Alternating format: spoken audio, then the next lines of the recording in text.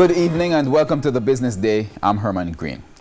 Gas prices are going up tomorrow. A litre of 87 and 90 gasoline will sell for 16 cents more. Automotive diesel will go up by 26 cents, while 73 cents will be added to the price of ultra-low sulfur diesel. Kerosene will cost 27 cents more. Propane is going up by 13 cents, while butane will be sold for an additional 47 cents. Currency trading ended today with the US dollar selling for $127.85. The Canadian dollar is costing $94. The pound sterling is going for $166.14, while the euro now sells for $143.29. The Jamaica Stock Exchange, JSC, signed a historic master agreement with BlockStation today. BlockStation is a leading Canadian fintech company.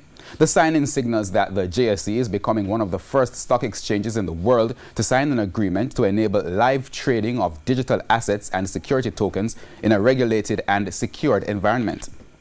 BlockStation provides one of the first end-to-end digital asset trading platforms for the stock exchange network. Now, Managing Director of JSC, Marlene Street Forrest, says this is an unprecedented opportunity for the JSC to diversify its product offerings and attract new listings and inbound investments.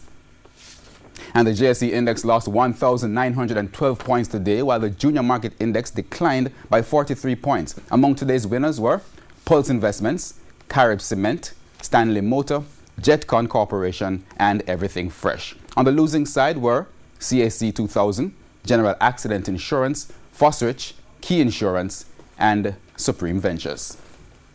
And that wraps up the Business Day. I'm Herman Green. Good evening.